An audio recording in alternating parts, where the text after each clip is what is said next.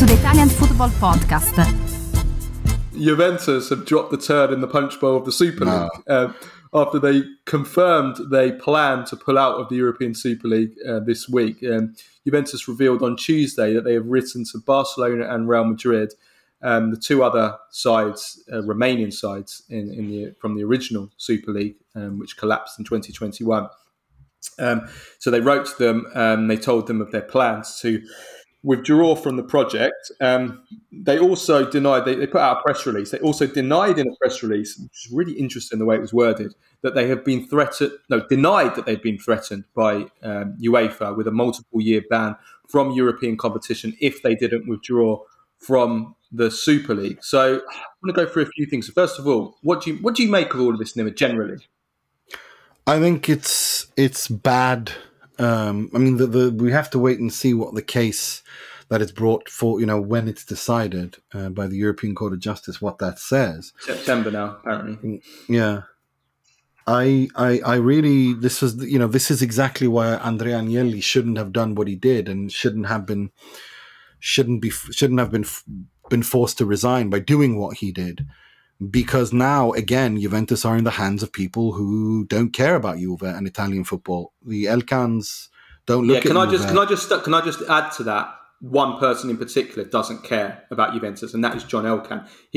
All he cares about is just making things as simple as possible. He doesn't want the stress. He doesn't want the fight. There's one thing you can say about Agnelli, for all the mistakes that he made on and off the pitch, especially in the last few years, which were a disaster. He did care, and he was a fighter. He wanted, he wanted to succeed. He wanted Juventus to be the best club. Where by hook or by crook, he wanted Juventus to be successful.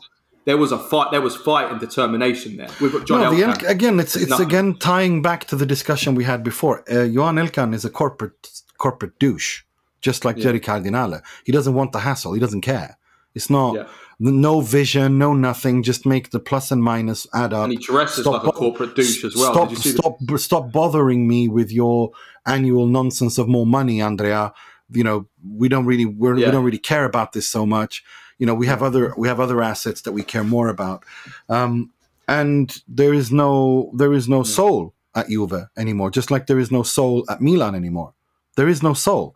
It's dead. It's gone. I don't think there's any soul inside John Elkann at all. I mean, I'm not saying that Andrea Agnelli is some sort of a, but at least there was a Juventus soul, whatever that is. There was a soul. There was a interest in making Juve successful. He understood how Italian football worked, and he understood what was good about Italian football, and he wanted to modernize that. That was good. Same thing with Maldini as well. And Maldini and Ricky Massara, there is a Milan soul with Maldini there, and a competent person as well. It's not just that he was Paolo Maldini. It's the fact that whenever he walked into every door was open to him, and he was a classy guy. He was a competent person. Of course, he made mistakes. Everyone makes mistakes, but this is now Juventus and Milan are now in the hands of corporate tools who don't understand what they own and how to run it. And it's such a shame because it comes at a moment when Italian football was actually recovering. And these two of the three biggest brands. And then you have Inter, who, if it wasn't for Beppe Marotta, would also not have a soul because Steven Zhang is incompetent. We're going on a tangent now, but coming back to the actual Super League, A22, who are the group that we don't know what they are. We don't know. They don't even want to define what they do. Yeah. They represent the Super League, but not really. I mean, let's just say they're the spokesperson. Let's say that. I think that's the only way we can. Okay, let's say that. Well, they told AS newspaper in Spain, and I quote, "The Super League and A22 will not stand by and consider abuse against one of its members, Juventus, whom UEFA has urged to abandon the project with threats and coercion of which there is irrefutable and unequivocal evidence." With AS reporting that A22 will bring this evidence to court.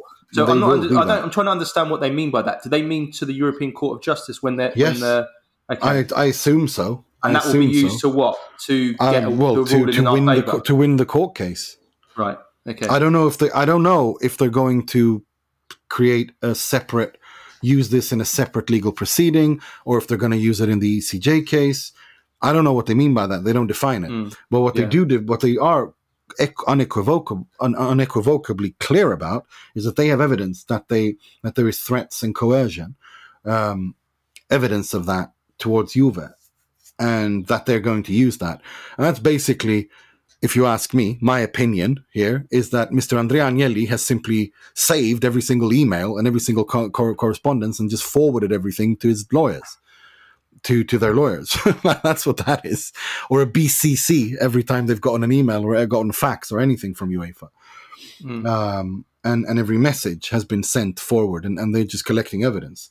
I mean, if I Juventus, say, he no longer has a role with Juve. So yeah, I mean, obviously, I'm angry that Juventus have folded here. I'm obviously very angry, and I'm sure everyone else. But I want to say, in defence of the current people at Juventus now, and including John Elkann, even though he obviously doesn't care at all, is I can understand it for the reason that Juventus have obviously been threatened. I mean, according to the people I've spoken to, with a multi-year ban for at least 3 years. Some have said 5, I don't know, but multi-year ban by UEFA. But that will financially cripple Juventus. They're already going to suffer financially enough just from being 1 year out of the Champions League. So you're talking like 3 to 5 years banned by UEFA. That financially cripples them. We're talking hundreds and hundreds of millions before you even get to the knock-on effect on sponsorship, on the brand, on the transfer market, on players. That's before you even get to that. So it's going to financially cripple them. Now, if there are no guarantees of a Super League being imminent, you can't blame them for making this decision. They can't be the only public face of the Super League. They're not. At the moment, they're the only ones. They would be the only ones taking the risk if they'd have. Barcelona and Real are there as well. But what are Barcelona doing to help them? Barcelona and Madrid, financially, they're fine. They're going to be in the Champions League. I mean, if Barcelona and Madrid had threatened to pull out of Europe if Juve were banned, not really. Barcelona then maybe you have United. Out. Barcelona could be thrown out because of what happened. We'll see. We'll see if they are. But what I'm saying is, Juventus can't be the only ones that take the risk. I'm sorry, I'm not buying that. Yeah, he's a rat. And he's yeah, but Nima, they're going to make no. So what would you do? If Andrea Agnelli was still there, Juventus would never have done this. They would have fought this. They would have appealed this. They would have fought this to the wire, and they most likely would have won. They probably would have gotten 1 season ban. So what would you have done then? You'd have taken the ban and then appealed it. Is that what you're saying? Of course I would.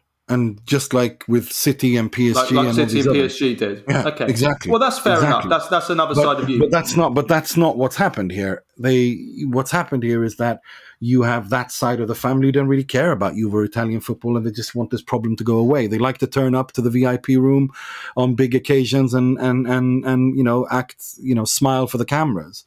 They don't care about football. This is what I meant when I said about. I think though that Barcelona and Madrid needed to do more, I think, rather than let Juventus kind of fight this alone. Juventus are getting threatened with a ban, or Barcelona and Madrid, behind closed doors or publicly, however it is, they needed to do something. They can't do that. They can't say to Juventus.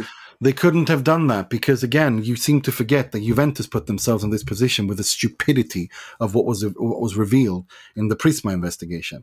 Barcelona and Real Madrid can't interfere in that. Because we're not talking about that. We're talking about. This is why Juventus are being thrown out of Europe. This is why Juventus are being you can't forget this. The reason why Juventus are being thrown out of Europe is because of the nonsense uncovered in the Prisma investigation. Yeah, but we're talking about threats for 3 to 5 years back. Yes, but that is why. That is also part of the equation. Had they not done this, UEFA would not have had anything on them. Yeah, that's the issue. Again, we have to remember that this was, they did this to themselves, similarly to Barcelona and that ridiculous thing that they've done with the payments to the former head of the referees company, which is just so stupid. It is so dumb. But this has become political. This has become political. Yes, so if it's going to become political, Barcelona and Madrid need to play politics as well. If they believe in their Super League as much as they want, they need to do something, not just sit back and do nothing. Because I'm sure they will. If you sit back and do nothing, what happens is what's happened now. Juventus pull out the Super League. I'm sure something will happen. I'm sure. I just think that what Real Madrid and what the Super League want to do is to basically win the legal battle and show the judges and the courts deciding that they are not, they're not trying to be involved in anything shady, but UEFA are the ones that are being shady. And as such, That's what they are doing by not saying anything publicly, and because that would be stupid from a strategic point of view. That would be absolute suicide. But what Juventus should have done was to fight this.